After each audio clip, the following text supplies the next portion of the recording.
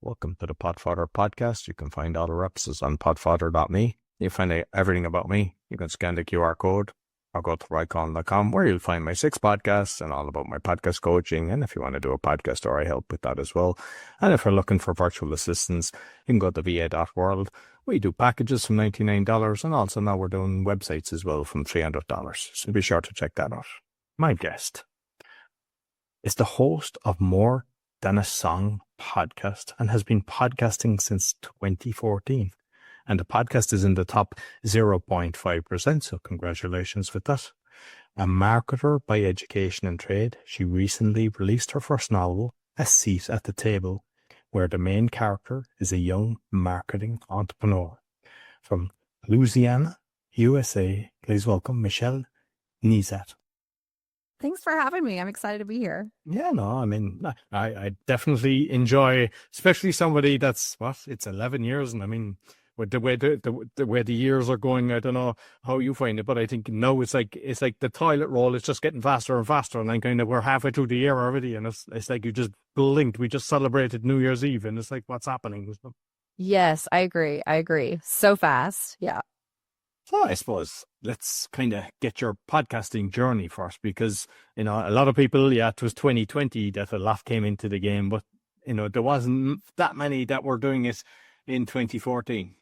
No, that's exactly right. So I started podcasting because I was at a marketing conference, and one of the main presenters was talking about blogging and how people, that's what was going on around that time. 2013, I guess, was the conference that I went to. And he said, getting found on a blog is like a needle in a haystack. And he said, you need to choose a smaller haystack. And he was pitching podcasting, and he had already done quite a few years of podcasting, but it was very new.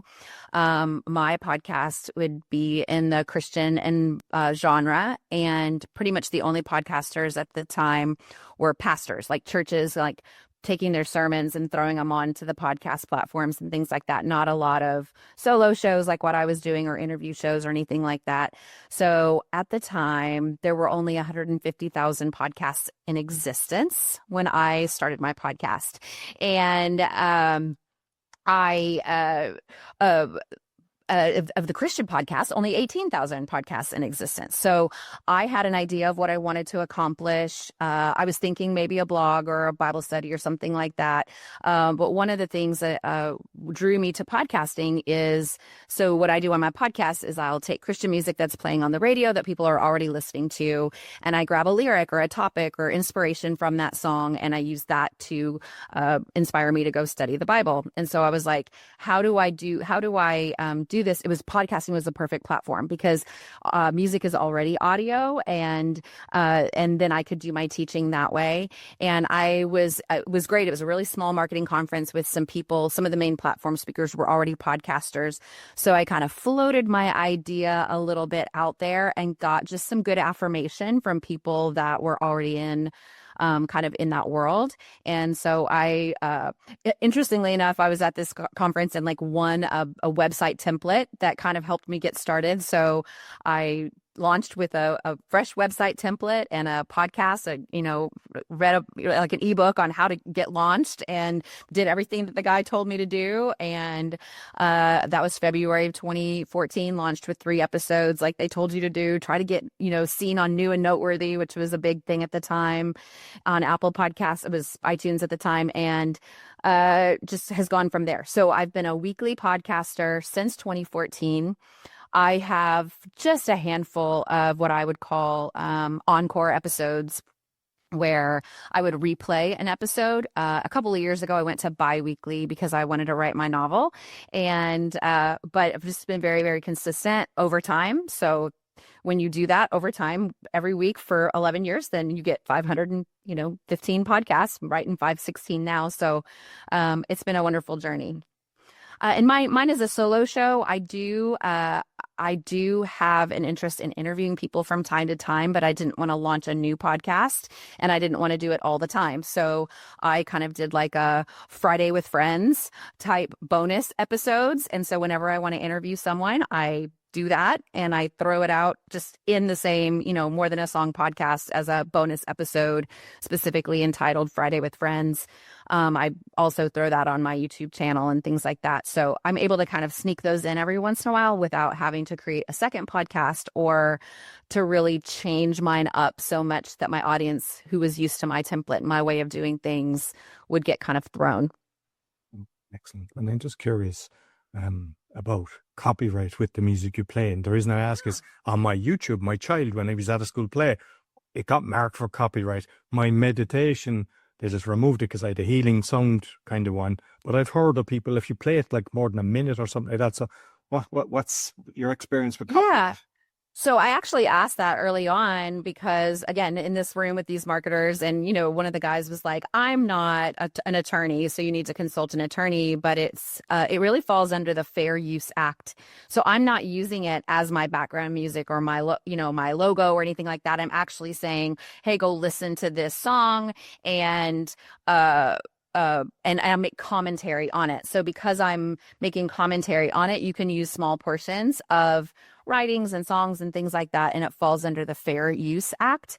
I do notice that in some foreign countries, they have different levels of, so every once in a while, it'll say like in this country, it got flagged or whatever, but on the whole, especially in the US, I haven't had any trouble. And I've even had artists come on to Friday with Friends, or I've had artists comment how much they love the podcast or something like that, because really I'm promoting their song and making commentary on it. And so it falls under that Fair Use Act. I'm not using it as a jingle, for example, which would not fall under the Fair Use Act. Yeah, because there's one that I listened to. It's Live, Love, Laugh, and by Lad Baby. And I mean, they're really famous because they've had 5 number ones in the UK. And they had a song and they got caught for it, so they had to put in their own on a crate. They just didn't know. They just kind of thought, oh, this is a nice song, let's use it. So it's worth noting that. Yes, it absolutely is, for sure. Mm-hmm. So you're with Buzzsprout now, I believe. Is that who you're hosted with? So what's your journey with hosting? Yeah, that's a great question. So I started out with Libsyn because that was kind of the big guy on the street. And here's what happened. I was listening to another podcast. I create online courses, so I'm also a consumer of online courses and marketing and things like that. And one of my favorite podcasters, I was listening to her episodes, and I realized I'm listening to an old episode, and it's got a commercial for something that's happening next week, at the beginning. And I was like, how do you do that? And so I was on a live Zoom call with her, and she's like, oh, she was with Libsyn at the time too. That's, kind of like the ad thing, you're basically paying for ads. So I go to Libsyn, they're like, oh yeah, sure, for an extra $300 a month, you can have this service. So I started looking around and realized that the word is dynamic content. I wanted to be able to incorporate dynamic content into my podcast. I also knew that I was getting ready to launch my book, and I wanted to be able to, I have 500 episodes. If you find episode 122, I want you to hear that I have a book out, And so because I do get great, first time listens, but I'm telling you, like my overall listens are very spread out over the number of podcasts that I have. And so I really needed dynamic content. So I went with Buzzsprout because that's incorporated into their price. It's not extra. And so I can throw those it's basically an ad for myself at the beginning or at the end or in the middle. I've not tried the middle ones just because I don't know how to do that. And it was just one new thing that I just didn't know how I was going to split that up. But yeah, so I started with Libsyn for years and years and years. But when I needed that dynamic content, I will tell you though, it's been so like my website is still not completely caught up because I have to go in and change every, blog post where my show notes and link to the Buzzsprout. And so I have a spreadsheet that I've, periodically I'll systematically go through and try to knock it out. But with 500 episodes, it's been tricky to do it on my own. I'm sure I could probably hire it out with like maybe one of your virtual assistants or something, but I haven't done that yet. And like, it's very important actually with the dynamic inserts, because there's been people that I've been kind of promoting over the years, and then later realized these guys weren't good. And I have no way of kind of letting people know, don't go to this person. because whereas if it was a dynamic, I can just put in what I want and then just change it and remove it. And it's very important because if I take it down and edit it, it removes all my downloads. And that's your, Right. yeah. So you don't want to be doing that. No, I agree. So dynamic content's very powerful. I could probably be a little bit more savvy with it, but I've also been able to promote, again, my book, my novels, but then I can also give back to people that I care about in the community, other authors, and things like that. Maybe promote their book for a season, or, just not even just for monetary, ad campaigns or anything like that, which of course you can do. It's just a really neat feature. So I really like that, Buzzsprout. And then when I did make the transition, I just have nothing but good to say about the customer service that I had. They were really able to help me move, and I had 500, I had 400 something episodes that I was moving over. And so they took very good care of me. It's harder to do when you have that. That's why I stayed with Libsyn so long, but with that dynamic content, it was just the value was there and I needed to make the move. Oh, excellent. And I'm just curious because like with my meditation, I've got all different, Buddhism, Christians and everything. And I'm just kind of open, but you find what you want. But with my awakening, I'm heavily censored and stuff like that. And even the Polish, I see some nasty comments. It doesn't bother me. I just remove them or report them. When you're doing a Christian based podcast, because there's so much hatred in the world, do they just stay away or are you attacking? And the reason why I want to touch it is because I want people to kind of realize, don't let it in. Yeah. No, it's so good. It's good advice. It's so hard to take. You know what I mean? Like you've got the haters that just, or even like people with constructive criticism that just say it in such a mean way that you're like, I tend to be that person that kind of takes that in and rehearses that a little bit instead of the 15 emails that I got that said, oh my gosh, I read my Bible for myself now. My life is transformed. Thank you for what you do. And then I'm going to go and rehearse this one, hater. I will say generally my podcast is found and referred by people who listen to Christian music. Like it's not, it's so niche, you know what I mean? Like if you don't listen to Christian music, you are not going to like my podcast, And so, or if you're not even open to it. So generally I don't get the haters that come on, and, I'm not trying to be all things to all people. I've got a very niche market. But every once in a while, and it happened like with my book too, you put out the novel and you get that 2-star review where she just rips me to pieces, or it feels like I'm ripped to pieces, right? I mean, I went back, when it first happened and it hurt. And then I went back and read it the other day and I was like, wow, maybe it was just her opinion. She said it kind of nasty, but maybe it wasn't as ripping me to pieces as it felt like at the beginning. But you're right. You have to, you got to choose what you're going to rehearse. And I keep a copy of every email, of the reviews and things like that, because you can use it in marketing purposes and things like that, but sometimes it's good just to pull it out and read the stories of the people that you've made a difference and realize that's who your audience is. The guy over there who doesn't like you is not your audience, so you can let him go. No, exactly. And that's what I was going to say. So I'm delighted you've said that even if you just type them out and have a little sheet and print it off, have it in an envelope in a drawer, and when you get that because it does, you're kind of going, but what I do is I go, what's going on in their life that makes them so angry, and just kind of look at it from a compassion side instead of an anger side. And that helps. And whether it's your podcast or your book, I like a lot of the time, for ages, I had 5-star and then I got a few nasty ones and I kind of dropped it. And I was like, God, why are they doing this? And then I found out both for books and for things, it actually helps you, because sometimes people think, there's something wrong if it's everything all positive. But I've even seen it on posts. If you do the ones that perform on YouTube are the ones at 50%, as in like some people, because some of the stuff I do on The Awakening is exposing fraud and corruption. So people don't believe what I say, and so they'll attack you, and that's okay. But when they give a thumbs down, YouTube goes, oh, we like negativity, and they're blasting it out. So I don't mind if someone gives me a thumbs down. It doesn't matter. Well, and I don't know how you do it, but I kind of agree with the idea that if there's absolutely no negative reviews, then is it actually being listened to? Is it real? And then number two, I would say I tend to read negative reviews, not because I always believe them. I just want to see, like, you can tell who the trolls are.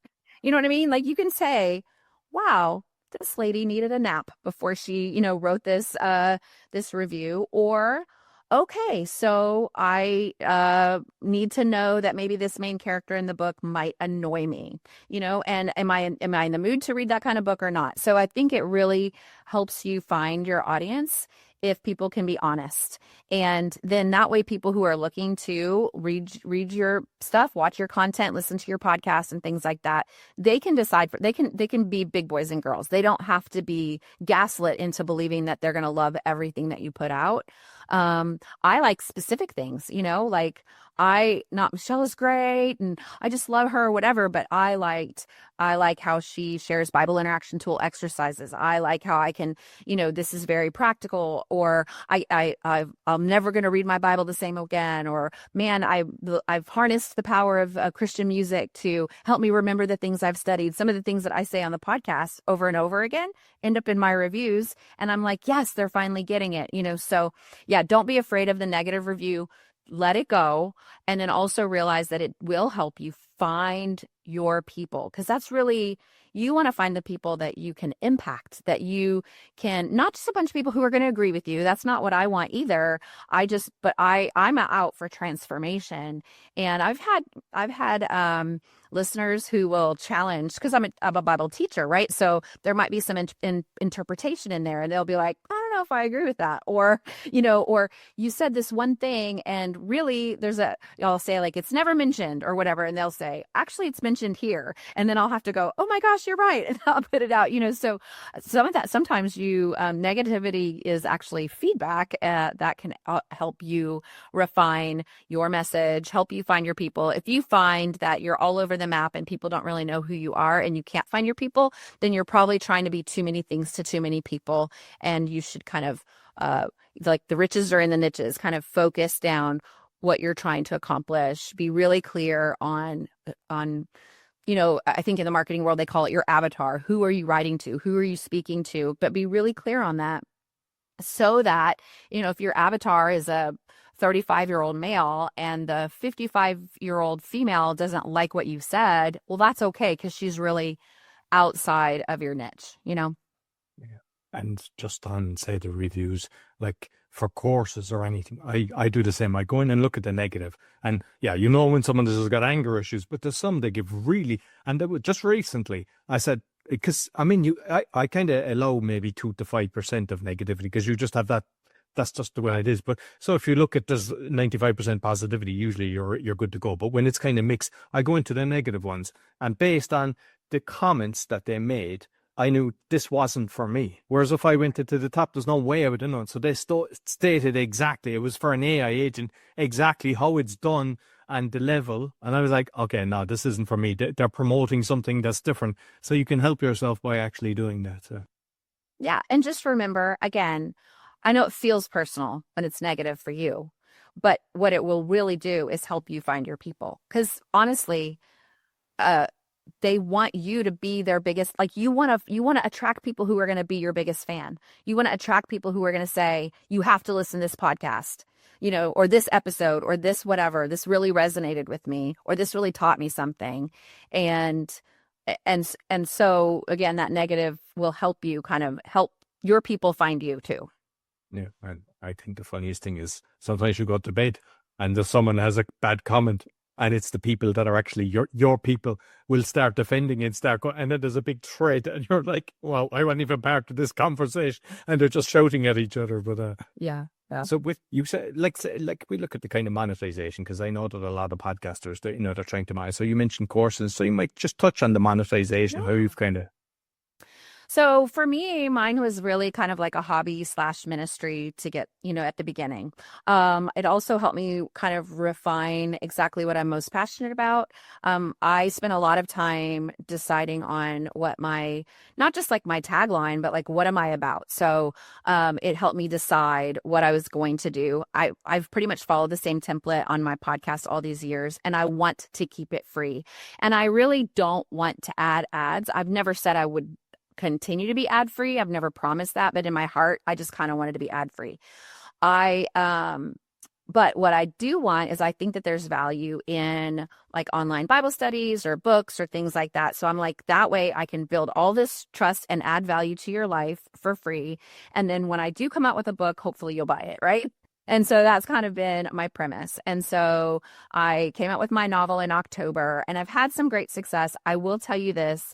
Um, Podcasting is very different. So like a lot of them are waiting for my audiobook, right? Because they're audio people. And so and audiobooks take a while to record, and I'm recording it using my own voice because I'm a podcaster. I think that anybody who bought my book, if I hired an audio guy, it would be very disappointed. But I will say that so that was one way I could monetize my business is through my novel. But also I make, on a $15 book, at best, I make $6, on my book. And so what if I could create like a partner Bible study to go along with the book so that you buy the book and then you go, oh, well, there's this partner Bible study for $15. Well, now all of a sudden, instead of making $6 per reader, I've made $30, $31 per reader, or $21 per reader. And so that's one way I've done it. So I am just kind of dipping my toe into some of the online courses. I've done some courses for my husband's business, so I know how to do online courses and things like that. But I do think that one of the things I've also done is just really try to do lead magnets to make sure I'm building my email list so that I can communicating with the people who really want to talk to me. And I am able to say, here's a free 3-part video series, and then kind of pitch the paid series. It hasn't turned out as great as I thought it would. I mean, it's not like if you build it, they will come kind of scenario, but I will continue to work towards that because I think it's okay for me to ask this. Look, I've given you 500 episodes for free. Let's, dive in a little bit deeper and package it in such a way. So I'm still continuing to play with things like, so a lot of times Christians they love devotion books, and I don't love devotion books because basically you read like a verse at the top of the page and then read a whole bunch of stuff about what the author thinks. And I'd rather people read more of their Bible and less of what I have to say. But having to say that, I have 500 episodes of songs, right? So I'm thinking about like trying to do a creative way where I can stay true to what I believe about devotions and kind of packaging up, maybe these 15 or 30 songs have, I've used the Bible interaction tool of starting with God, and I can kind of like create like this booklet. And then I'm thinking that might sell to my podcast listeners. People go, oh, okay, well, I'm already resonating with Michelle here. Whereas the novel, it made the jump on quite a few of them, but maybe not all of them were readers, right? So I'm building this like audience of podcast listeners, and then now I feel like now I'm trying to find this audience of readers as well. So that's just to be honest where I'm at as far as that goes. But I do believe that online courses are pretty easy to do. Especially because you've got all this content. It's like repurposing the content, restructuring the content in a way that allows them to pull it all together. So could they technically listen to all 515 episodes of my podcast and kind of get what I would be teaching in this class? Of course, but it's not going to be as organized and as thoughtful and as systematic as if you take this, online course and with the worksheets and all the value added things that I'm able to do. Just curious because there's a lot of different platforms, and I'm currently looking at changing over to school.com. Which platform are you using for the course? Because I'm hearing all pros and cons for every different thing. I'd love to know your experience. Yeah. Oh, it's so hard. You got to kind of pick, right? So I use Podia, Podia, Podia.com for my because what happens is I had my podcast, MichelleNezat.com is where my podcast is hosted. It's a WordPress site, but I was like playing around with plugins and all this other stuff that was real complicated, not complicated, but just not not as neat and tidy as I wanted it. So I went ahead and just kept my WordPress site over here. And then I got the podia.com website, and I just link in and out between the two websites there. I'll tell you this right now. I ended up creating like a secondary brand for like my reading and stuff. And I think I'm going to revamp that this summer and just go stick with MichelleNezat.com. Try not to, let's not muddy the waters. Like, podcast, books, I can guide you to where you need to go without trying to create a bunch of different brands. I kind of know better. I'm a marketer, but sometimes like when you are looking at your own stuff, you can't see your own dirt, So I was just looking at it the other day and I was like, this does not make sense. If I had a client come to me, I would be like, you're confusing people. So if you go look at it, I don't know when this is going to come out. Go look at it now before I change it, because I'm going to try to streamline it a little bit. But Podia is very, very easy to use. I ended up actually moving. So when I first started out, I used Aweber for my email marketing and Libsyn for my podcasting. Then I moved to Buzzsprout and I still had Aweber. I actually moved my email marketing to Podia.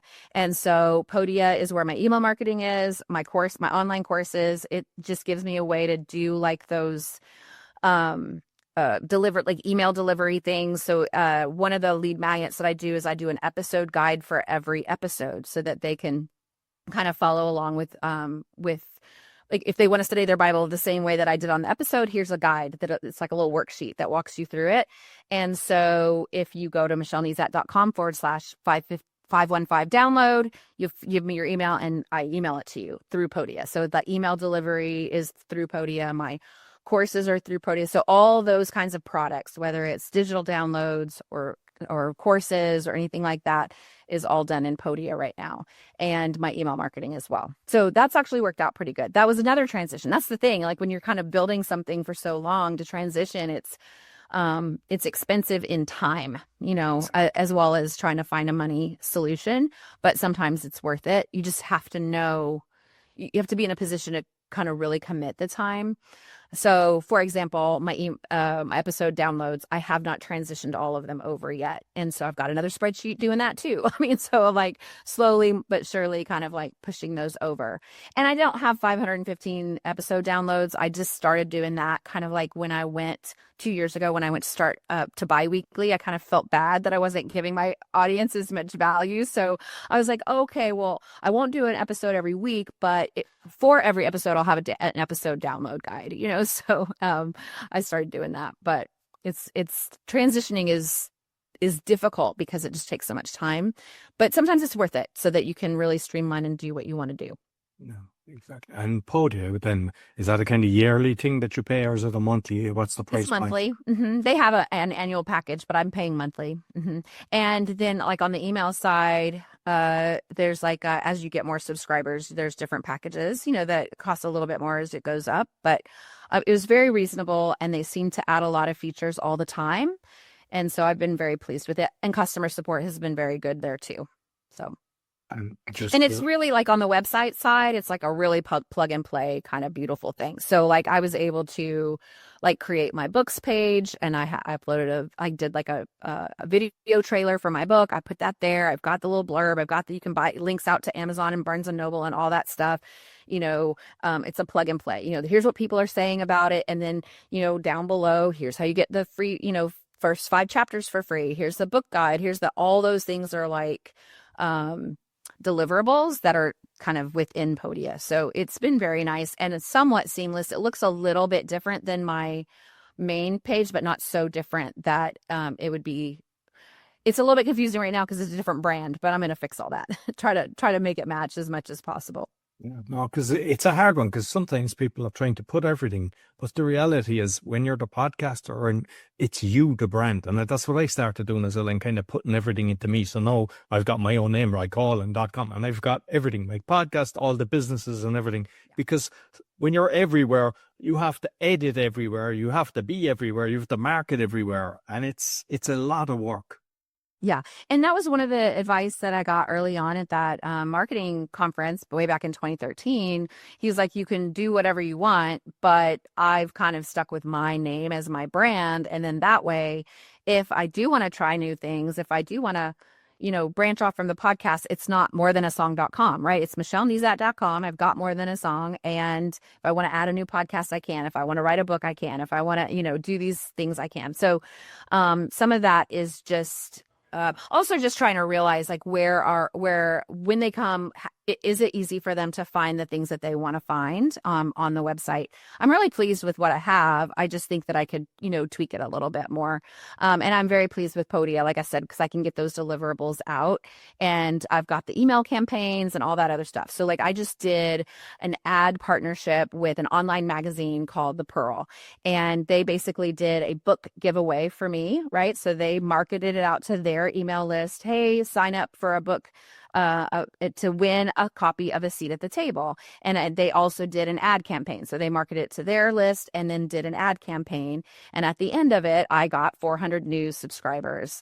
Well, I was able to, in Podia, literally, I did it in 2 hours yesterday. I first of all use ChatGPT because I'm like, help me write and,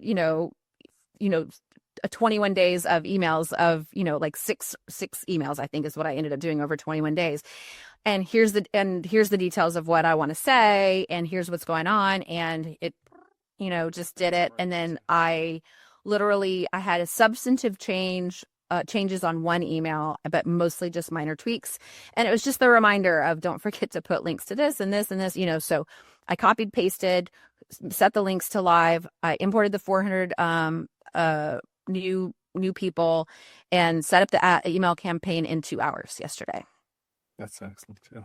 From beginning to end. Yeah, now I know what I'm doing and I've done it before, and I'm like, words are my business. And so copywriting and all that stuff is part of what I do, but still utilizing the resources. ChatGPT is free. Podia I already owned, and I got the, and then I'm making the most of these email addresses where, they could have done this campaign and sent me the email addresses and they could have just sat in my inbox for weeks. Instead, I was able to capitalize on it pretty quickly. Just curious, because with my Polish one, earlier episodes, the first few, and like they got very good downloads. Like I think episode 1 is at 62,000 or 65,000, and I had comments kind of going, the sound is, because the person, my co-host, actually the mic or something, it was like on the laptop. And at the time, I mean, we'll go back a good few years, I didn't really, but now I'm audio enhancing it with Adobe and I'm remastering and I'm releasing it. And it's still kind of doing, and I'm just wondering, is that something that you've thought of doing, or maybe yours were perfect from day one, that the quality was very good? So one of the pieces of advice that I got in this, this very first marketing conference where I even first heard about it was content is king and audio is queen. And so he said, no matter what you do, you have to have good audio. So my brother-in-law, at the time he was a musician, and I was like, I just need a good mic. Tell me, whatever. And so he actually had this Audio Technica mic that I'm not using this. I ended up buying this one. I borrowed his just like this, years and years ago. And I had good audio quality. It's interesting because I had early listeners say your audio quality is so good and it makes it easier for me to listen. And I don't know about you, but when the audio quality is bad, you miss the content because you're so distracted. So I have not had to do a lot of like republishing or anything, because I did spend I borrowed at first, and then I purchased, but I did spend the upfront, but I haven't changed. Like some of these people have all these fancy little boxes that you can push the buttons, and I don't even know. Like I have my Audio Technica. I've got this little audio box that I plug into. I mean, I've had it since 2013. I mean, honestly, and I'm technologically savvy. I'm not an idiot, but I'm not up to speed on all of that. So I've actually watched a few videos and thought, I don't have time to learn that. My audio is great. I'm just going to keep moving forward with that. But I will say, I did take a course on how to create the audiobook. And there was a lot more processing of sound that I don't do. But because I have a good mic, I don't have to do as much of that to improve the sound quality. But I'm sure there's more I could learn. And I'm sure there's people out there saying, oh, bless her heart. She's stuck back in 2013 out of 2014, because that's when she started. But it's worked so far and I haven't had to change too much. I also think sometimes you can get really stuck in the hobby of podcasting. And part of me wants to say, yes, get you some good audio quality. I think we've made that point. But man, content is king. But, be a good podcaster, get good at your craft. And yes, some of those technical things, I think sometimes we can spend a ton of time, a ton of money messing around with microphones and doodads and all that other stuff, when if we would spend that much time getting better at our content, then our audience would benefit greater. No, absolutely. And I mean, I use Audio Technics, even though I have a spare one, it's still served me since 2018. And it's, and why change it? It's good. And with the Polish one, I kind of realized, I mean, I did some Audacity, I did some improvements on it, but I never kind of thought it would take off. And even the graphic, I just done it kind of crappy. I was kind of doing it for me, learning Polish as well. Yeah. And it's just hit like 3 million downloads between downloads and then you can see, I obviously improved the graphic and all that, but like sometimes you just think, it's like you never know. I love that though. Just back to you. I mean, just to your listener. I mean, I've stuck with my same podcast the whole time, right? I said I didn't want a second podcast because I'm interviewing and all of that. But I also really value people like you who are like, I like podcasting. So I'm just going to keep creating this content, see what sticks, see what really creates momentum. And I think what that means to your audience is that there are no rules. It's your podcast and you get to, now don't be silly if it's not resonating with people. It's still your podcast. You can do it. But, I love that. I love that it just took off. I love that, you had no idea, right? So there are no rules, and it wasn't great audio quality, and it had a crummy, cover, and it still took off, right? So that's because the audience wanted it, and you hit a felt need, and they loved it. So that would be my, encouragement to don't overthink it, just get some stuff out there, and you can get better at your craft as you move along. I mean, I don't go back and listen to episode 1, but I'm just thinking, it's kind of like I'm a scrapbooker too. It's like kind of back, like go back and look at my funky little clip art scrapbooks, whereas now I feel like I have a much more beautiful, product. Same thing with my podcast. I hope after 10 years I've improved. I'm a better podcaster. But another thing too, like honestly, I never did podcast interviews. I don't know why. I guess I thought because I can't have you on my show, that I would never ask to be on yours. And that's so silly because your model is you need guests, and I think I can add value to your audience. So why not? That's the whole point. And so I'm still learning, right? So now I'm learning to be a guest, to be a better guest, to learn how to stop talking so that the interviewer could ask the next question, all of those things. I just want to encourage people. There's always room to grow. Be passionate about it, have fun with it, but don't go off into the ditches of, I don't know, the technical and things like that. And, watching, video after video and researching. I mean, it's the same thing with Podia. You said, how did you find that? I did a little bit of research. I have been on a more expensive platform like Kajabi for courses. My husband's courses are on that, but it was way too expensive for what I wanted to accomplish. And I just kept doing the research. Is it the all in all? No, but it's working for me and it might work for you, but at some point you got to stop researching and just, ship it and try it. Yeah. And like, I mean, what you said, because I do podcasting tours as well. And that's a great way. There's a few advantages to that. It's one, because people listen, because I know there's people listening to this and it resonates what you're doing. And if they like that, you've already got followers and that. So if you're going on maybe one a week or one a month, whatever it is, it's a good way. And then like even go to religious ones, similar ones, because you both, and then you're helping each other as well. And but the other thing is, each person has a different form to fill out. Each person has a different process. So you're just like, for me, I'm constantly going, oh, I like this. And if you just take the best, there's a lot of things, no, not for me, don't like this, but every person brings something and you're going, okay, brilliant. And that's how you just start, improving. Yeah, I agree. Yeah. So I started doing this podcast tour for my book. You can see like my little banner behind me. And interestingly enough, I've had this mix of of opportunities to be on podcasts like yours, where we talk about podcasting. And I'm like, man, I've been doing it for 10 years. I love talking about podcasting. I can tell you exactly what I do. So obviously I don't need notes. I know what I'm talking about.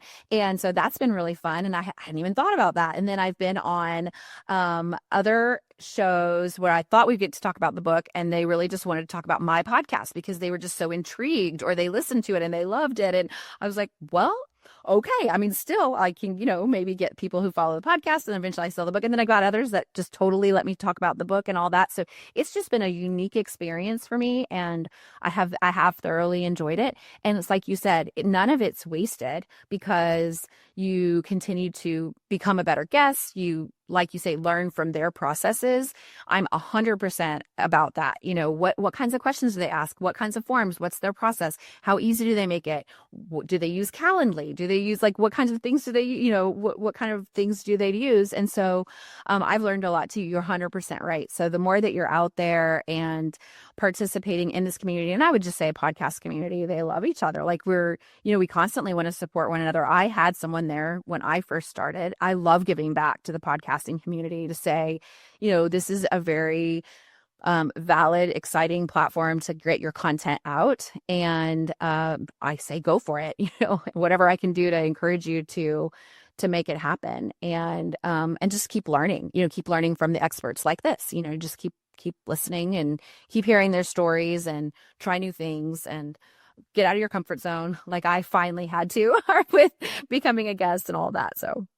No, and actually on that as well as the stories, because what I found is there's sometimes a story that I would tell would really impact the listener, or as in the coast. And I go, Yeah. I didn't realize that was so powerful. And I might have never mentioned it on my own shows. So then I'll know, okay, I must mention this at some stage.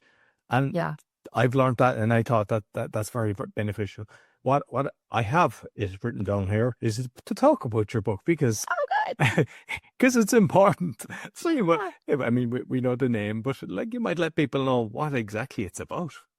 Yeah, so A Seat at the Table is a Christian fiction redemption novel. And so it's a story. And it's a story about Joy, who is a young marketing professional who makes the bold and courageous choice to go out on her own and become an entrepreneur. And she is immediately slapped with betrayal and potential financial ruin. Those are kind of like the main obstacles that she has to overcome, which I don't know. I've experienced that. So that's how I made it into the book, right? So, but that's kind of like the surface level. But beneath the story, she just really wants a reliable guide, someone to help her avoid the pitfalls of life. And her guide picker seems to be a bit off. And she keeps choosing people to kind of follow and take their advice or go down a certain path. And it really hasn't served her well. And so she ends up coming in contact with a Christian school. She took on a marketing job for a Christian school and comes across this community of believers who really challenge the way that she views scripture, that she views the Bible, and kind of like how she evaluates the voices and all of the different things that are coming at her in the world. And so that's kind of like the underlying theme. So what I really wanted to do was tell a story. Jesus used to tell parables. He would talk about the kingdom of God is like, and he would kind of give a story that you could relate to because you understood farming, but maybe you didn't understand the kingdom of God, right? So in this book, I want to talk about the authority of scripture, but I want to do it through story, where you can like, I can relate to a young girl going out on her own. And then I feel like through a good story, I earn the right to say some of the bigger things that I really wanted to say about the authority of scripture.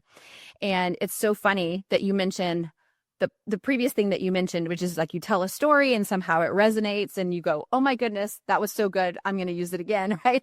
That phrase really has, it came out in an early interview about the book. And I really think that it kind of encapsulates it. I wanted to tell some really important things, but I don't jump out at the gate preaching at you. I really want to engage you in a story where you care about the characters. You can kind of see yourself in them, even the annoying ones. And so that by the end, I have hopefully earned the right to say a couple of challenging things that might challenge the way that you view scripture. And I do it through a story. And so that's A Seat at the Table. Well, excellent. And finally, I mean, with the podcast, I suppose, and the book as well, we're all trying to look at different ways of marketing with the social media. It's just, there's a minefield out there. What kind of tips could you give the podcast listeners that are podcasters on how to grow their show? Yeah, I would say the thing that has benefited me the most has been like a lead magnet, like a way to capture your listener by getting them to subscribe to something so that now you have their name. I don't have thousands of, 100,000 podcast listeners, but I don't have 100,000 email addresses, right? So, you have more listeners than you have emails for. But one of the things that I've done, I've mentioned a few today. So I do episode guides. That's free, but you exchange your email for the episode guide. So they get added to my email list. I have on my podcast, I teach Bible interaction tool exercises, and I call them bites for short. I have like a PDF that is my top 5 bites. These are my top 5 go-to things that I do to interact with scripture. That's a free email download.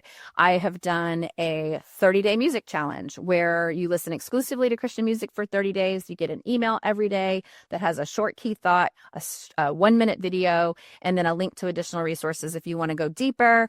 And that's free, but they have to sign up. And so those lead magnets, marketing world calls them lead magnets, have been very beneficial for me. Also, it gets me in contact with my audience so that I can talk to them, because right now, I don't know if anything I've said it resonates with your listener unless they comment or email you or something like that. And so that's kind of been the most beneficial thing. So the same thing with my book, I've tried to do the same thing, create additional value added pieces that they can download, so for first 5 chapters or a book club guide or this, free, 3-part series video course or a paid Bible study that's inspired by the book, all of those kinds of things just kind of link to, and then also create a way for you to market to your people. And of course I do all the other things, the social media and all that. I'm probably been a little bit lax on the social media side recently because my daughter got married and I had a bunch of graduations and a lot of things, life happened. But I do think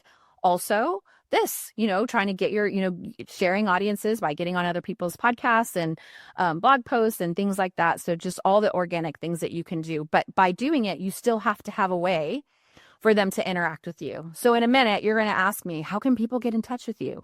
And I have a plan for that, right? So as a podcaster, they're going to go, I'm going to give you a website. And when you go, it's going to have a way for you to follow me, for you to find my podcast, to find my book, but also a way for me to get in touch with you. And by giving you free downloads, free access to things like that. So those are kind of like, be really intentional about as you're creating this.